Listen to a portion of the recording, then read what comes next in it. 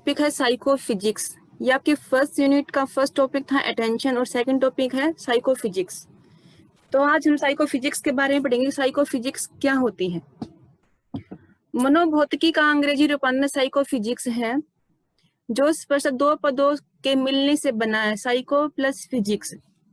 Psycho का अर्थ है experience, कि आपको कितना अनुभव हुआ है, और फिजिक्स का अर्थ है उद्दीपक, कि आपके सामने जो स्टिमुलस आ रहा है, जो उद्दीपक है, उससे आपने क्या सीखा है, जिससे व्यक्ति में अनुभव उत्पन्न होते हैं। तो साइकोफिजिक्स का मतलब यही है कि जब आपके सामने कोई उद्दीपक आता है तो आपको उस उद्दीपक से कितना एक्सपीरियंस होता है, आप कितना सीख पाते हैं। 1860 में जर्मन भौतिक शास्त्री जीटी फैक्नर ने साइकोफिजिक्स शब्द का प्रयोग अपनी पुस्तक एलिमेंट्स ऑफ साइकोफिजिक्स में किया था। कि जो आपका जीटी फैक्नर है, इसको साइकोफिजिक्स का फादर बोला गया है। सबसे पहले उन्होंने साइकोफिजिक्स वर्ड को यूज किया था और उस बुक का नाम था एलिमेंट्स ऑफ साइकोफिजिक्स। उस समय मनोविज्ञान को मूलतः चेतन अनुभूति का विज्ञान यानी कि साइंस ऑफ कॉन्शियस एक्सपीरियंस माना जाता था, और मनोवैज्ञानिकों को ऐसी विधियों की काफी जरूरत थी जिनके द्वारा उद्दीपक और उससे उत्पन्न अनुभूतियों के बीच एक क्वांटिटेटिव रिलेशनशिप को अध्ययन कर सके, कि जैसे ही आपके सामने कोई स्टिमुलस आया है, आपने उसको कितने टाइम में परसीव किया है, और परसीव करने से आपको उसके बारे में कितनी इंफॉर्मेशन मिली है और कितना आपको एक्सपीरियंस हुआ है। तो जब भी आप किसी स्टिमुलस को देखते हो तो जो आपका कॉन्शियस पार्ट है उसमें आपको एक्सपीरियंस होता है। फैक्नर ने ऐसी 3 विधियों का प्रतिपादन किया था जिसका प्रयोग आज भी एक्सपेरिमेंटल साइकोलॉजी में किया जा रहा है। मेनली साइकोफिजिक्स को हम कहाँ पढ़ते हैं, जब हमारे सामने कोई 2 स्टिमुलस होते हैं और हम उन दोनों में अंतर करना सीख जाते हैं कि ये स्टिमुलस की आवाज इतनी थी और इसकी इससे ऊपर थी। जैसे आप कोई सॉन्ग सुन रहे हो, उस सॉन्ग की आवाज पहले क्या है, थ्रेशहोल्ड लेवल होता है आपका, जहां पर आप उस चीज को परसीव कर लेते हो। जब आप सॉन्ग सुनते हो जिसकी आवाज बिल्कुल ही लो है तो आपके कानों उसको सुन नहीं पाते। धीरे धीरे आप लोग क्या करते हो, उस आवाज को थोड़ा सा इंक्रीज करते हो। फिर एक टाइम ऐसा आता है कि जो आपका थ्रेशहोल्ड लेवल होता है वो उस आवाज को सुन लेता है, यानी कि वो सॉन्ग जब पहले कम आवाज में था उस टाइम आप उसको सुन नहीं पाए, लेकिन जैसे ही आपने उसके साउंड को इंक्रीज किया, आपने उस साउंड को परसीव कर लिया, यानी कि जो आपका थ्रेशहोल्ड लेवल है वो वहां तक पहुंच गया। तो ये आपका साइकोफिजिक्स स्टिमुलस के बारे में हम स्टडी करते हैं इसमें। आजकल मनोभौतिकी या साइकोफिजिक्स को एक्सपेरिमेंटल साइकोलॉजी की एक शाखा के रूप में जाना भी जा सकता है। मनोदैहिक यानी कि साइकोफिजिक्स को परिभाषित करते हुए यह कहा जाता है कि इस शाखा में स्टिमुलस और उससे उत्पन्न होने वाले एक्सपीरियंस के क्वांटिटेटिव रिलेशनशिप का अध्ययन किया जाता है। जैसे कि स्टिमुलस की इंटेंसिटी क्या है, क्या स्टिमुलस जब आपके सामने बहुत तेज गति से आता है तो क्या आपके एक्सपीरियंस में कमी आती है, या फिर उस अनुपात में अधिक या ज्यादा का अंतर पाया जाता है। एक स्टिमुलस जो मेनली आपके 60 की स्पीड से चला आ रहा है, आप उसको परसीव कर लेते हैं, आप देख लेते हो कि हाँ सामने से बस आ रही है, फिर कार आ रही है। लेकिन एक ऐसी कार है जिसकी स्पीड है 120 किलोमीटर प्रति आवर, तो जो तेज स्पीड से कार आपके सामने आती है तो आप उसको परसीव नहीं कर पाते। तो यहाँ ये चीज भी स्टडी की जाती है कि अगर हमारे सामने स्टिमुलस बहुत ही इंटेंसिटी का होगा तो हम उसको कैसे परसीव करेंगे। अगर उसकी तीव्रता कम हो जाएगी तो हम उसको अच्छे से परसीव कर लेंगे। फॉर एग्जाम्पल, यदि किसी सॉन्ग की तीव्रता या किसी साउंड की तीव्रता 100 हर्ज से बढ़कर 200 हर्ज कर दी जाती है, तो क्या इससे उत्पन्न सुनने की अनुभूति पहले से बढ़कर दुगुनी हो जाएगी या कम हो जाएगी।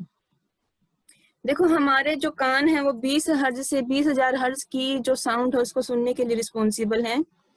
तो यही ये बात है कि कोई साउंड जब आपके सामने 100 हर्ज में आएगी और अगर उसको हम बढ़ा देंगे जब वो 200 हर्ज की हो जाएगी, तो इससे आपका सुनने के एक्सपीरियंस में क्या चेंज आएगा, वो दुगुनी हो जाएगी या कम हो जाएगी। तो ये आपका मीनिंग है साइकोफिजिक्स का।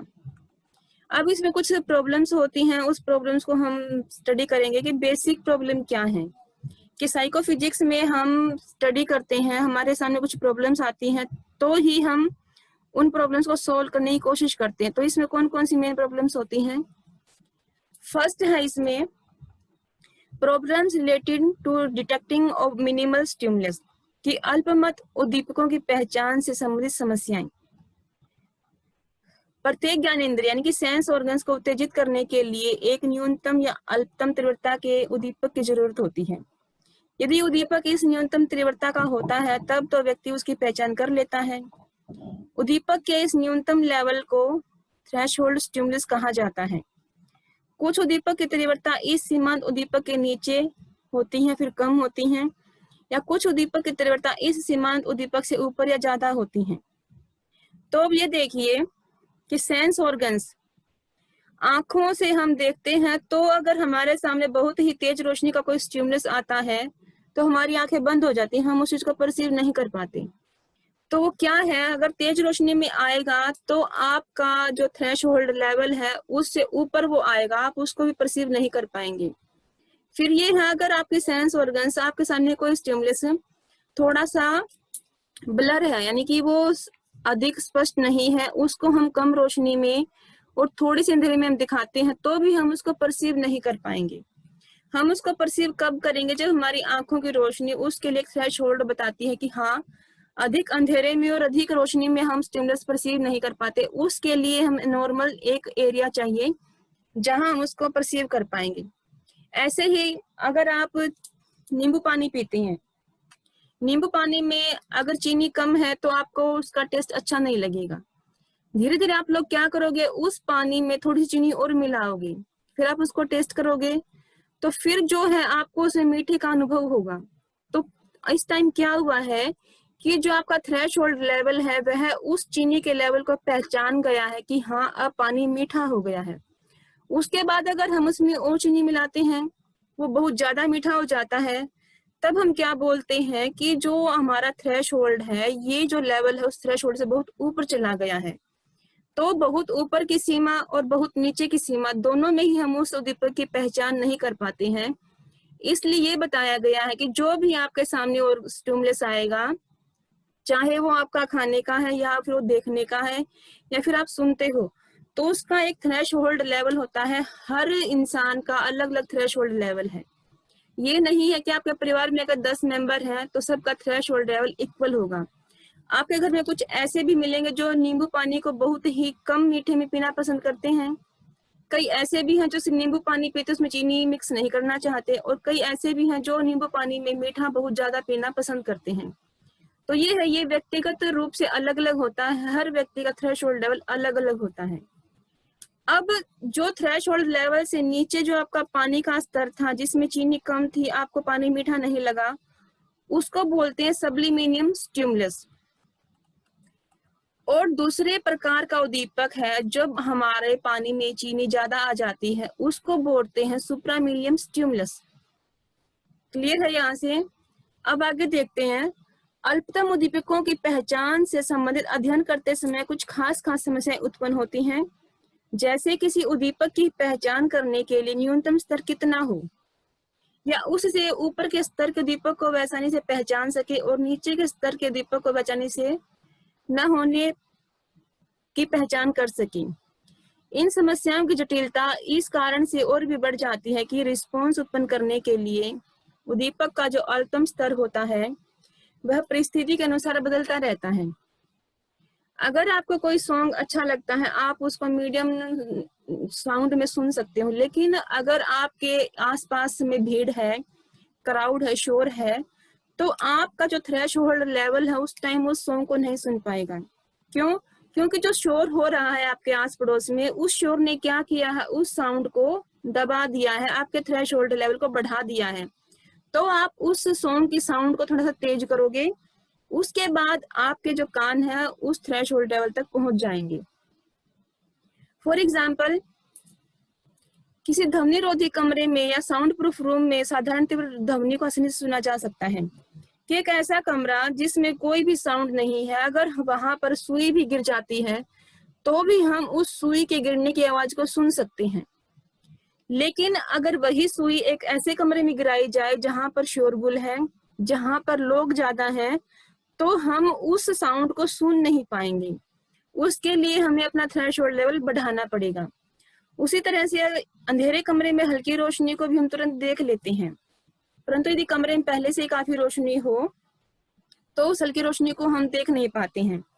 यानी कि एक ऐसा रूम है, जब आपने उस रूम में एंट्री की है, उसमें हल्की सी रोशनी है, तो आपने उस हल्की रोशनी को पहचान लिया, और जैसे ही हमने एक बल्ब को फिर जला दिया जो बड़ी वोट का है, तो हम उस जो हल्की रोशनी है उसका पहचान नहीं कर पाएंगे, क्योंकि अब हमारे पास जो हमारा थ्रेशोल्ड लेवल है उसके ऊपर का स्टिमुलस आ गया, जिसको बोलते हैं सुप्रामिलियम स्टिमुलस।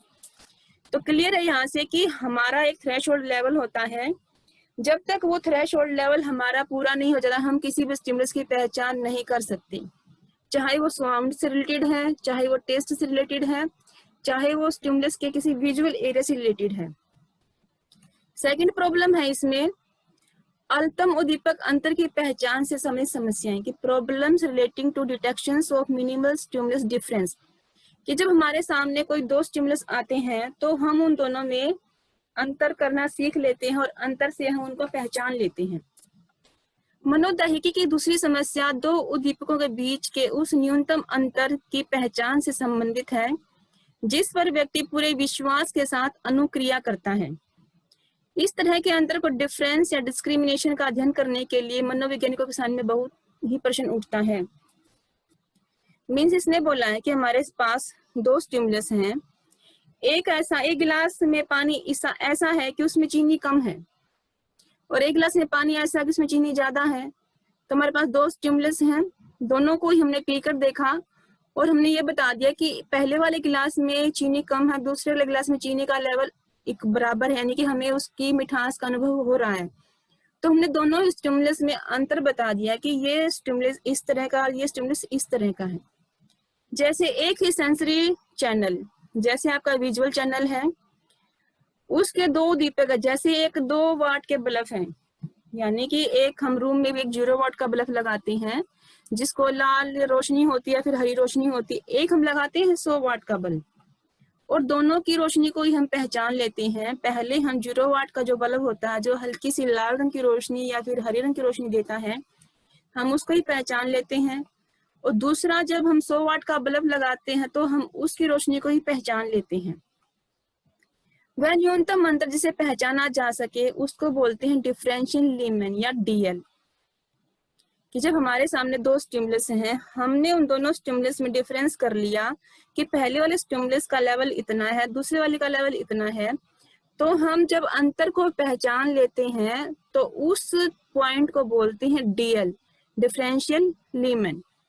विभेदक सीमांत जिसको बोला जाता है, विभेदक सीमांत को न्यूनतम ज्ञाय भेद भी कहा जाता है, यानी कि JND, जस्ट नोटिसेबल डिफरेंस। ये जो पॉइंट आपके DL, आपके JND बहुत इंपॉर्टेंट है, आपको ध्यान रखना पड़ेगा।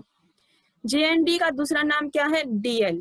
DL क्या बोलते हैं? Differential Lehman. JND है जस्ट नोटिसेबल डिफरेंस, कि एक ऐसा अंतर जिसको हमने पहचान लिया है। हमारे सामने दो स्टिमुलस थे और हमने दोनों में अंतर करना सीख लिया, पहले वाले को भी हमने पहचान लिया और दूसरे वाले को भी पहचान लिया, फिर हमने ये बताया दोनों में कितना अंतर, वो आपका DL कहलाता है। तो DL ज्ञात करने में कुछ प्रमुख समस्याएं इस प्रकार की होती हैं। एक ही संवेदी क्षेत्र सेंसरी चैनल के दो उद्दीपकों के बीच वह कौन सा न्यूनतम गुणात्मक, क्वालिटेटिव और क्वांटिटेटिव, यानी कि क्या उसके अंदर गुण है और कितनी उसके अंदर क्वांटिटी चेंज हुई है, जिसको व्यक्ति परसीव कर सकता है। क्या उद्दीपक की तीव्रता के प्रसार में अंतर होने से विभेदक सीमांत में कमी या वृद्धि होती है, आदि आदि। इंटेंसिटी का मतलब ये है कि कितनी तेज गति से वो स्टिमुलस हमारे सामने से गुजरा है, क्या उसकी इंटेंसिटी का भी हमारे DL पर इफेक्ट पड़ता है। क्या हमारे सामने जब दो स्टिमुलस तेज गति से जाएंगे तो क्या हम दोनों में अंतर कर लेंगे, तो ये भी यहाँ की एक समस्या है। जैसे दो उद्दीपकों का न्यूनतम अंतर, मिनिमम डिफरेंस, एक परिस्थिति में दूसरी परिस्थिति में भिन्न हो सकता है। इतना ही नहीं, कभी तो एक व्यक्ति से दूसरे व्यक्ति में भी अंतर होता पाया जाता है। इन कारकों के चलते न्यूनतम अंतर की पहचान से समस्या जटिल हो जाती है। वही मैंने बताया है कि हमने एक बार जो सुई उस रूम में गिरी है जहां पर कोई भी नहीं था, तो हमें उस सुई की साउंड सुनाई दी, लेकिन अगर उस रूम को हम थोड़ा सा क्राउडेड बना देते हैं 4-5 लोग वहां आ जाते हैं और वो बोलना शुरू कर देते हैं, तो उस टाइम व्यक्ति उस सुई की आवाज को पहचान नहीं पाता। तो यहाँ ये कहने का मतलब है कि एक परिस्थिति में व्यक्ति उस साउंड को सुन लेता है, लेकिन दूसरी सिचुएशन में जब उसके पास 3 से 4 लोग होते हैं तब वो उस साउंड को सुन नहीं पाता है। तो व्यक्ति में भी ये चेंज होता पाया गया है कि एक परिस्थिति में वह उस अंतर को पहचान लेता है, लेकिन दूसरी परिस्थिति में वह उस अंतर को पहचान नहीं पाता।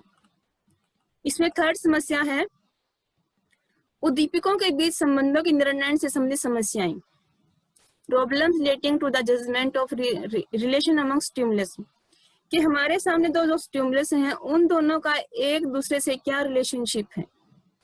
एक ही संवेदी क्षेत्र के दो स्टिमुलस के न्यूनतम अंतर जिसे व्यक्ति पहचान कर लेता है के ऊपर के दोनों उद्दीपकों के बीच संबंध से जुड़ी कई समस्याएं होती हैं। यानी कि हमारे सामने जो दो स्टिमुलस थे, हमने दोनों में अंतर कर लिया, अंतर किया तो उसमें क्या संबंध था, हमने किस बेस पर अंतर किया, ये भी एक समस्या यहाँ पर होती है। जैसे किस परिस्थिति में व्यक्ति इन दो उद्दीपकों को एक दूसरे के बराबर होने का प्रत्यक्षण करता है, या इन दोनों में किसी एक की तीव्रता अधिक या कम होने का प्रत्यक्षण करता है, यानी कि परसीव उसको करता है। जब व्यक्ति इन दो उद्दीपकों का गुण और परिणाम के आधार पर तुल्य करने की कोशिश करता है तो उसमें कितनी त्रुटियां हो जाती, कितना एरर आ जाता है, और ये किस प्रकार का एरर होता है, ये भी समस्याएं होती हैं। अब ये देखिए, मैंने आपको एग्जांपल बताया था नींबू पानी का। 2 गिलास आपके सामने नींबू पानी रखा हुआ है, एक गिलास में मीठा कम है, दूसरे गिलास में मीठा ज्यादा है। तो हमने क्या रिलेशनशिप बनाया कि हाँ, उन पानी में मिठास है, चीनी है, उस चीनी के बेस पर हमने वो संबंध जानने की कोशिश की है।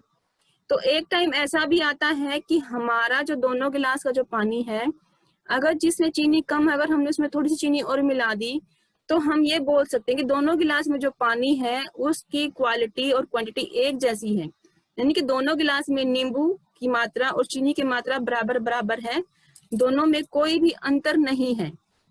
तो कई बार क्या होता है, हमने जैसे कुछ मीठा खा लिया है और जब हम दोबारा से मीठा पानी पीते हैं तो हमें उसमें मिठास कम लगती है, तो वहां पर एरर हो जाता है।